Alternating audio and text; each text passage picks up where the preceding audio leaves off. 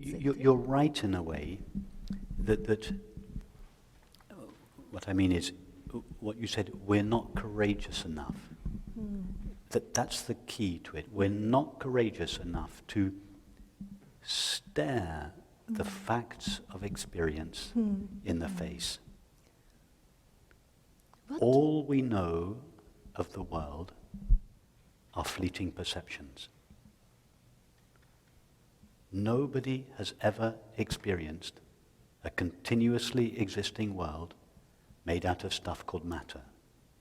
All we know, all anybody has or could ever know of the world is a series of fleeting perceptions in consciousness.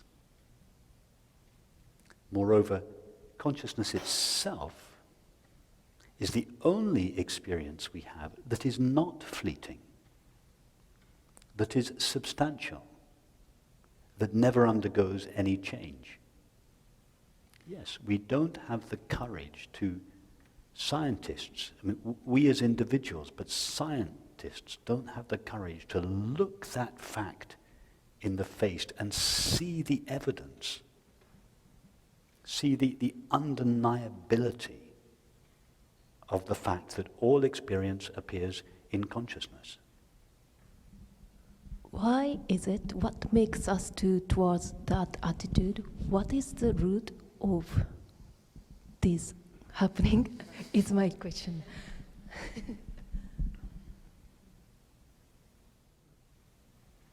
It is because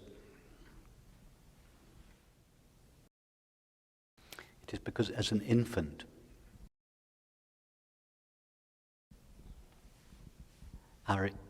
we experience just a sea of objects or experiences. In other words, as an infant, consciousness is completely merged with experience. For the infant, like the animal, like the fish in the water or the bird in the sky, there is just experience. There is just, it is merged with experience. The infant can't tell the difference between its cheek and its mother's body, or between its foot and the side of its cot. There is one homogeneous mass of experiencing, and it is completely lost or merged in experience. So as the infant grows up, it begins to separate itself out from experience. In other words, the infant begins the neti-neti process. I'm not my mother. I'm not the cot. I'm not the lights. I'm not the walls. I'm not those sounds. I'm not this. I'm not this. I'm not this. It's the classic neti-neti process. Nature takes the infant as far as the understanding, I am this body.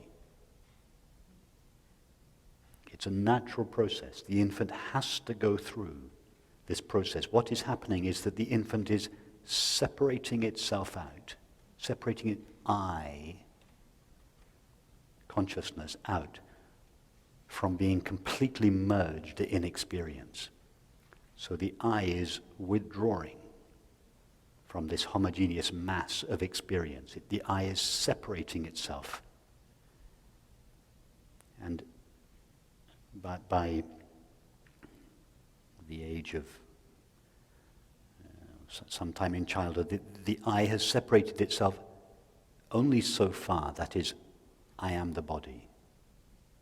It has separated itself from everyone and everything else. That is natural. It has to do that. It's a totally natural process. What happens in most people is that the neti-neti process, neti-neti means I'm not this, I'm not that.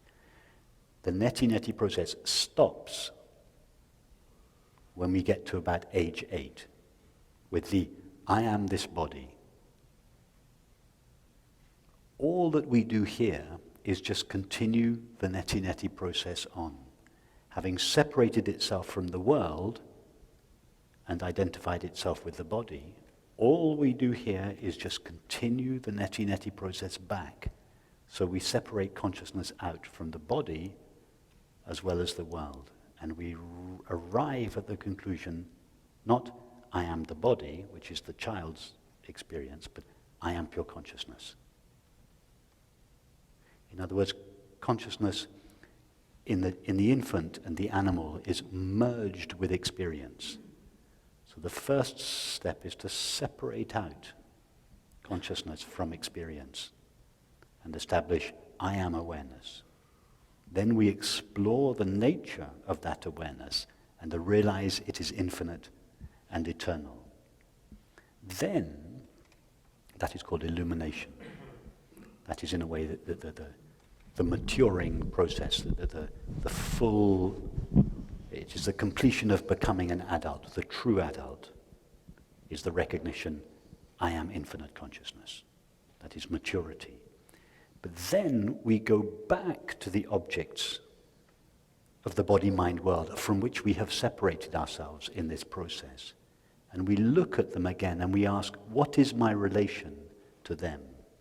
And then, in fact, this was the process that we did this morning.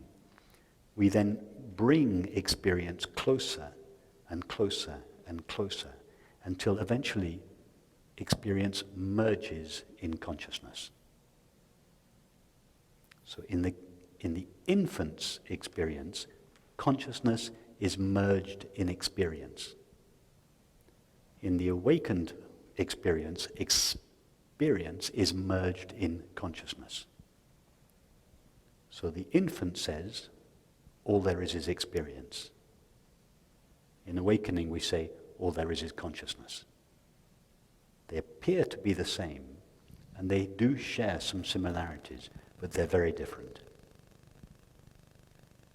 And this is often misunderstood on the contemporary Advaita scene. Most contemporary Advaita teachings are describing the child's, the infant's, or the animal's experience where consciousness is merged in experience.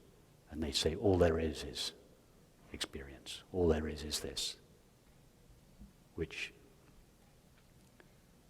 appears at first sight to be similar to the awakened experience, but it's not. In the true, mature experience of awakening, it is experience that is merged in consciousness. Consciousness is not lost in experience. Experience is lost or merged in consciousness. There is just consciousness. So that was a long answer to your question, why? It's just because nature only takes us so far. It only takes us to, I am the body.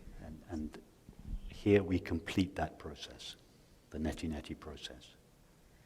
So would you say, so this process, at the beginning I thought, why we do this, is it wrong or something? But on the contrary, it is a very natural instinct or process of this. It's a natural process. In other words, the development of of what we call the ego, which is the identification of consciousness with the body, is a totally natural process. We have to go through it in order to separate out, in order to establish that consciousness is the reality of experience. So the development of the ego is just a natural stage. What is not so natural is that in our culture, when we get to roughly the age of 8, most of us stop maturing. To continue to mature is to really mature as an adult, is to go on with this neti-neti process and realize I am infinite consciousness. And then we go back to experience and see that in fact all experience is made of that. So we join experience and consciousness again.